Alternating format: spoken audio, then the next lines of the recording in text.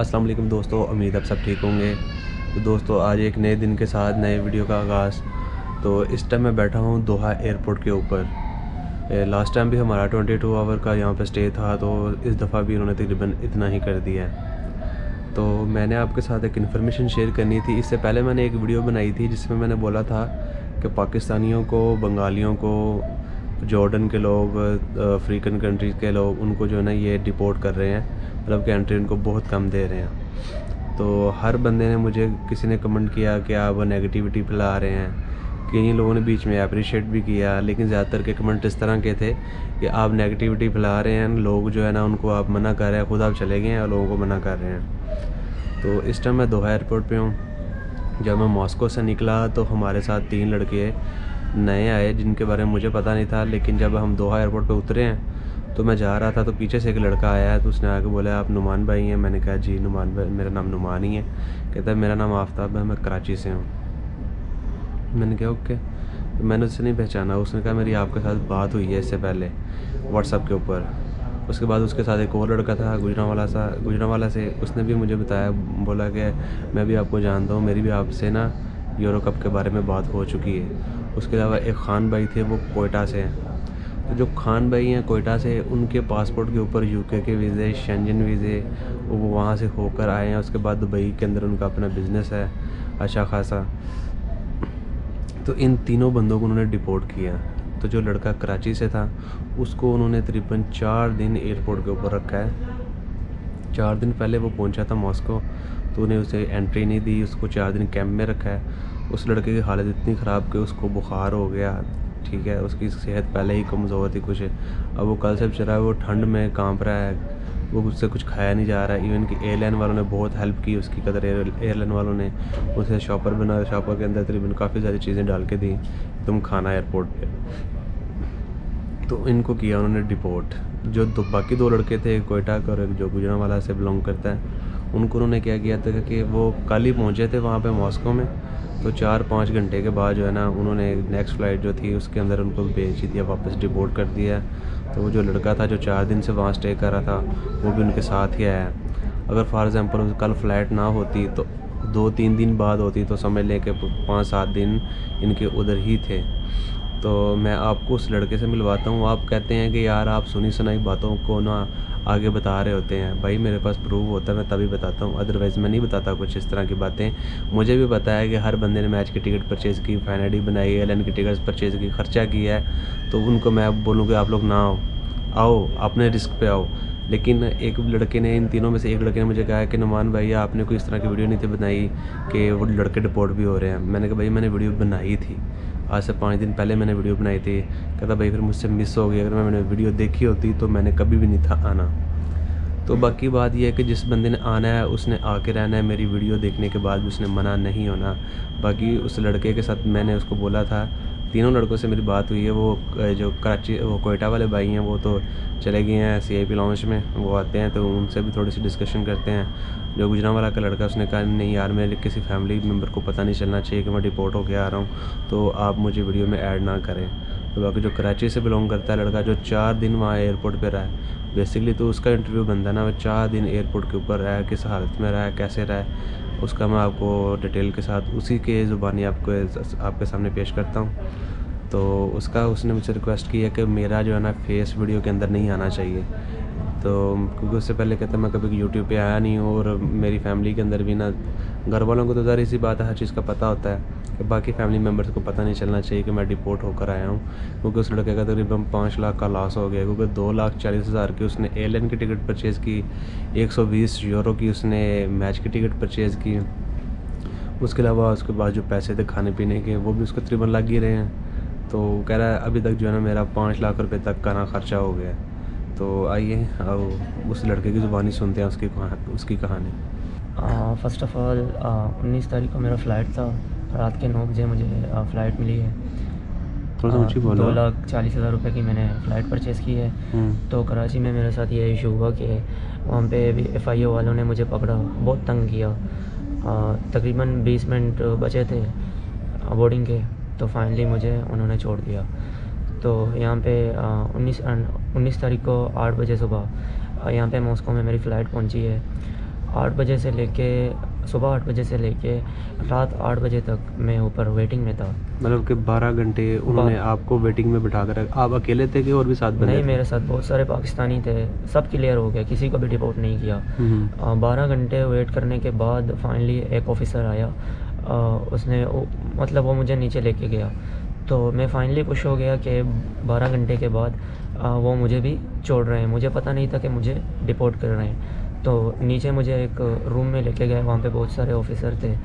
उन्होंने मेरी तस्वीर खींची, मेरे फिंगरप्रिंट्स लिए, मेरे बैगेज मेरा बैग, मेरे मतलब जितने भी सामान थे सब चेक किए। मेरे सारे कपड़े वगैरह बाहर निकाल के फेंक दिए, सारे ख़राब हो गए।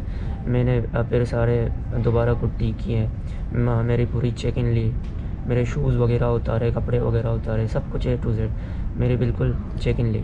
क्योंकि जब आपको मैं बता दूं कि जब किसी को वो डिपोर्ट करते हैं तो उससे पहले जब उसको कैंप में लेके जाते हैं तो उसका तकरीबन सारा मेडिकल चेक करते हैं। मींस के सम टाइम तो कपड़े उतरवा के तो सारा चेक करते हैं कि कहीं किसी जिस्म पे कोई निशान, किसी किस्म का कोई मसला, हर चीज़ वो चेक करके तो फिर नीचे लेके जाते हैं। ऐसे हुआ था? जी बिल्कुल। जी, ठीक हो गया। हाँ। तो आप खुद देखें कि एक बंदा, एक महज़ब आदमी किसी कंट्री में जा रहा है विज़िट करने के लिए, तो उसके साथ उसके कपड़े उतरवा के उसको खड़ा कर दिया जाए तो किस तरह का फ़ील होता है? जी भाई, आगे? तो उसके बाद फाइनली एक ऑफिसर ने मुझे कहा कि फ़ॉलो मी। तो मुझे उस टाइम में भी पता नहीं था कि मुझे डिपोर्ट कर रहे हैं। मैं खुश हो गया कि 12 घंटे के बाद फाइनली मुझे ये लोग छोड़ रहे हैं, तो मैं उसे फ़ॉलो करता रहा। तो एक टाइम में मैंने देखा कि वो मुझे नीचे एक कैंप, आप कैंप भी कह सकते हैं, आप जेल भी कह सकते हैं, वहाँ पे लेके गए। वहाँ पे तकरीबन 100 से ज़्यादा नाइजीरियन, रिपब्लिक ऑफ कॉन्गो के लोग थे। तब भी मुझे पता नहीं था कि मुझे डिपोर्ट किया है। तो वहाँ पे मुझे ऑफिसर ने कहा कि वेट करो यहाँ पे। तो मैंने कहा ओके। जब मैं वहाँ पे गया तो सारे नाइजीरियन, सारे रिपब्लिक ऑफ कॉन्गो के सारे लोग आ गए मेरे पास। वो सारे लड़के लड़कियां इकट्ठे थे वहाँ पे? जी बिल्कुल, सारे लड़के लड़कियाँ इकट्ठे थे। मतलब कि आप में से कोई आ रहा है तो आप ये बात याद रखें कि आप में से कोई फीमेल है तो खुदा ना खासा सम टाइम ऐसा होता है कि आप 3-4 लोग हो सकता है 2 को एंट्री मिल जाए, 2 को एंट्री ना मिले, तो फिर ये है कि फीमेल्स होंगी तो उनको उनके साथ ही रखा जाएगा, दूसरे लड़कों के साथ या लड़कियों के साथ सबको एक ही जगह में रखा जाएगा। बिल्कुल यही सीन है, बिल्कुल यही सीन है। तो सारे लोग मेरे ऊपर आ गए। मैं एकदम से घबरा गया क्योंकि लाइफ में पहली मरतबा मेरे साथ ये सीन हो गया है। मतलब ये सीन हुआ है, मतलब वो फेस से लग रहे थे भी नाइजीरियन थे, माफिया वगैरह इसी तरह के लोग लग रहे थे। तो मैं डर गया कहीं ना मतलब मेरे सामान ना लेके जाएं, मेरे पैसे लेके ना जाएं। तो नाइजीरियन ने मुझसे पूछा कि वेयर आर यू फ्रॉम। मैंने कहा कि I am from Pakistani, I am Pakistani. तो मुझे कहा कि आप लोग, मतलब नाइजीरियन ने मुझे कहा कि आपको डिपोर्ट किया है। जब उन्होंने मुझे कहा कि आपको डिपोर्ट किया है तो मुझे एकदम से शाउट लगा। मैं एकदम से हैरान हो गया कि क्यों मुझे डिपोर्ट किया है। मेरे सारे लोग, उन्होंने आपको कोई रीज़न नहीं बताई? कोई रीज़न नहीं बताई मुझे कि आपको क्यों डिपोर्ट कर रहे हैं। मतलब जब उन्होंने मुझे बताया कि आपको डिपोर्ट किया है, मैं एकदम से परेशान हो गया, मैं एकदम से शाउट में चला गया। मेरे सारे डॉक्यूमेंट्स क्लियर है, सारे डॉक्यूमेंट्स सारे मेरे पास। बेसिकली मैंने 18 तारीख की मैच की टिकट परचेज़ की थी। आपको पता है कोविड की सिचुएशन की वजह से मुझे फ़्लाइट नहीं मिली। मैंने मतलब फिर 23 तारीख की टिकट परचेज़ की। 23 तारीख आपके पास 23 की मैच की टिकट थी और 18 की भी थी? जी, मेरे 18 तो चलो गुजर गए और 23 की आपके पास थी। तो आपने एयरलाइन की टिकट 2,40,000 की ली। जी, ये दोनों टिकट आपको कितने की पड़ी? ये मैच की टिकट जो थी 18 की और 23 की? ये मुझे दोनों पड़ी हैं 600 यूरो पाकिस्तानी, 1,20,000। मतलब वो आपका 2,40,000 की एयरलाइन की टिकट, 1,20,000, ये 3,60,000 तो आपका यही हो गया। जी, 3,60,000। उसके बाद कोरोना का टेस्ट, इंश्योरेंस वगैरह करवा के तो काफ़ी खर्चा हो गया। बिल्कुल काफ़ी खर्चा हुआ है। मतलब 5 लाख रुपए का मुझे खर्चा हुआ है और मेरे शॉमनी वगैरह, मतलब मुझे 5 लाख रुपए का लॉस हो गया। तो मतलब जब 12 घंटे में ऊपर वेटिंग में था, आप यकीन कीजिए ना कुछ, ये नोमान भाई भी वहीं पे थे, आप इनसे भी पूछ सकते हैं, ना कुछ पीने को, मतलब यहाँ तक के पीने तक का पानी भी नहीं था। तो जब आपको कैंप में लेके गए थे तो कैंप की सिचुएशन किस तरह की है कि वहाँ पे कोई बिस्तर वगैरह देते हैं सोने के लिए? नहीं, मेरे पास कैंप की वीडियो मेरे पास पड़ी हुई है, मैं आपको देता हूँ, आप वीडियो में मेंशन कर लें। वहाँ पे मतलब ना कोई बिस्तर, कुछ भी नहीं है, मतलब नीचे फर्श में सोना है। ठंडे फर्श पे सोना है? ठंडे फर्श में सोना है, मतलब वो जो मतलब जेल, मतलब वो जेल है, जेल मतलब ज़मीन के नीचे है। मतलब बेसमेंट के अंदर उनके कोई कमरे हैं, उधर आपको ले गए तो उधर आपने जाके फर्श पे सोए हैं आप? 4 दिन फर्श पे रहे हैं? जी, 4 दिन मैं फर्श पे रहा हूँ। और मतलब वहाँ पे कमरे नहीं है, वहाँ पे हॉल है पूरा, मतलब हॉल के अंदर आप बस वहाँ लेटे हो जी, जिधर मर्जी? हॉल पे मैं लेटा हूँ। और मतलब वॉशरूम की क्या सिचुएशन है? वॉशरूम की ये सिचुएशन है वहाँ पे, मतलब वॉशरूम बहुत गंदे हैं। आप मतलब सुसु भी नहीं कर सकते हैं, इतना पानी भरा हुआ है वॉशरूम में। मतलब बहुत ज़लालत है, बहुत तकलीफ़ी है। और ये जो चीज़ मैंने फ़ेस की है, मैं ये सजेस्ट करूँगा जो मेरे एटर्स भी हैं ना, खुदा ना करे वो चीज़ वो फ़ेस करें, इतनी ज़लालत है। मतलब जब खाया था जो आपने खाना उन्होंने आपको दिया है, खाना भी देते हैं कि? नहीं, बिल्कुल खाना क्या, मतलब रशियन जो है ना बहुत ज़ालिम लोग हैं। वो कुछ टाइम पे खाते हैं, लेकिन उनके अंदर इंसानियत नहीं है। वो कुछ टाइम पे खाते हैं, लेकिन उन्हें दूसरों का ख्याल नहीं है कि दूसरा बंदा भी भूखा है। खाने को आपको पता है क्या देते हैं? खाने की भी वीडियो मेरे पास पड़ी हुई है, वो भी मैं आपको देता हूँ, आप मेंशन कर लेना इस वीडियो में। खाने को वो देते हैं सैंडविच। उस सैंडविच में आप यकीन कीजिए, बाखुदा मैं कह रहा हूँ, पता नहीं सुअर का गोश्त है, किस चीज़ का गोश्त है। वो सैंडविच पे के मतलब मैं उसका स्मेल बर्दाश्त नहीं कर पा रहा था। मतलब कि वो पैकिंग में था फिर भी उसकी इतनी स्मेल थी? जी बिल्कुल, उसकी इतनी स्मेल थी। मतलब आप सोचे, आप वो पैकिंग में था फिर भी उसकी इतनी गंदी स्मेल थी, तो कैसे बंदा उसे खाए? मतलब 4 दिन से मैं भूखा था। शाह भाई कैंपे वाला के शाह ये सैंडविच है, सही है ना? ये सैंडविच है तो अल्लाह बेसा सूर है गोश्त माँ बड़े चाहिए गोश्त माँ ये पेक एक बार को बुआ माँ सा गेत ना करना पचबे का नाम जंद भी उश भी कद्दूआ भाई मांस भी नया कद्दूआ ये अल्लाह तना नहीं कितना मक्कई है, ये टमाटर है और ये बड़े चाहिए।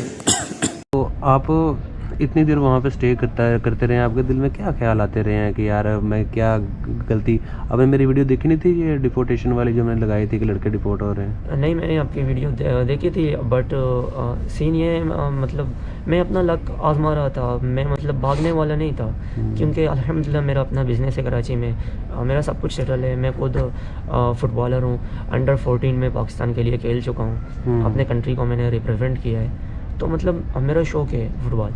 तो अब इस वीडियो में आप मुझे एक कंक्लूजन बता दें कि ये जो लोग अब आना चाह रहे हैं, इवन कि अब तो देखिए तुर्किश एयरलाइन ने भी ऐलान कर दिया कि पाकिस्तानी, बंगाली, जॉर्डन और Afghanistan, Iran, Iraq, in country से लोग फ़ैन आईडी के ऊपर ट्रैवल नहीं कर पाएंगे मॉस्को के लिए। 22 जून को उन्होंने अनाउंस कर दिया है। तो इसके बाद आप क्या कहना चाहते हैं कि जो लोग अभी भी आने की सोच रहे हैं तो उनको आना चाहिए कि नहीं आना चाहिए, लक आज़माना चाहिए? क्योंकि मैं इतना कहता हूँ कि 100 बंदे हैं, 100 में से अगर वो 10 को भी डिपोर्ट कर रहे हैं तो मैं नहीं चाहता कि अल्लाह ना करे कि उन 10 में से आप हों, क्योंकि आप में से कोई भी वो हो सकता है तो फिर आपके लिए मसला हो सकता है। बिल्कुल बिल्कुल, मैं भी यही सजेस्ट करूँगा हमारे सब पाकिस्तानी भाइयों को, चाहे वो पाकिस्तानी हो, चाहे वो इंडियन हो, चाहे वो बंगाली हो, मैं सबको यही सजेस्ट करूँगा, खुदारा मत आए यहाँ पे।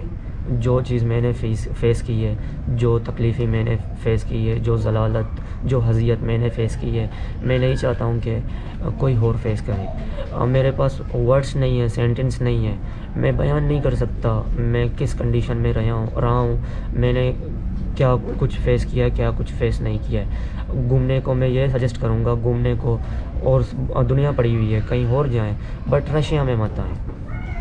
जी, बहुत शुक्रिया भाईजान, आपसे बात करके बहुत अच्छा लगा। उम्मीद करता हूँ कि देखने वाले इस बात को अंडरस्टैंड करेंगे, समझेंगे, और उसके बाद अगर वो कोई डिसीजन लेते हैं तो वो उनके ऊपर, जो हमारा फ़र्ज़ है वो हमने पूरा किया है। बहुत शुक्रिया भाईजान। इवन मेरी तबीयत इतनी ख़राब थी, तबीयत इतनी ख़राब थी, आप देख सकते हैं, मतलब मैंने नीचे शर्ट भी पहना हुआ है, डबल शर्ट और अपर, और उसके ऊपर ब्लैंकेट मैंने पहना हुआ है। मतलब मेरी तबीयत बहुत ज़्यादा ख़राब थी, बहुत ज़्यादा मेरी तबीयत ख़राब थी, मुझे इतनी ज़्यादा सर्दी लग रही थी। तो मैं कतर एयरवेज़ वालों का तहे दिल से शुक्रगुजार हूँ। उन्होंने मेरे साथ बहुत ज़्यादा कोऑपरेट किया। कतर एयरवेज़ की केबिन क्रूओं ने मुझे मतलब सबसे पहले कुछ खाने को दिया, मुझे टेबलेट दी और 5-5 मिनट के मतलब 10 मिनट के 15 मिनट के बाद आए, मेरा टेम्परेचर चेक किया, मेरा हाल पूछा। मैं तहे दिल से कतर एयरवेज़ वालों का शुक्रगुजार हूँ। जी बहुत शुक्रिया भाई साहब। Thank you ji thank you.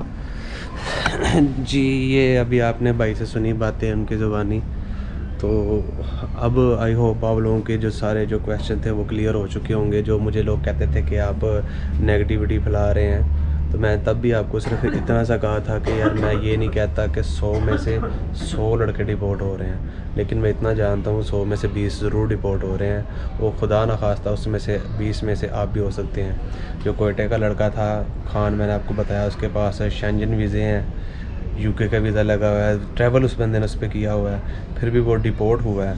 तो क्या आप इससे आगे क्या उम्मीद कर सकते हैं कि बंदा रशियन इसी वजह से कर सकते हैं ना डिपोर्ट कि यार ये रशिया आएगा, रशिया से आगे यूरोप चला जाएगा, जिसके पास ऑलरेडी यूरोप का वीज़ा, उसने क्या करना है। तो आई होप इस वीडियो से आपको बेनिफिट हुआ होगा। इंशाल्लाह नेक्स्ट वीडियो में फिर मिलेंगे, तब तक के लिए अपने इस दोस्त को इजाज़त दीजिए। खुदा हाफिज़।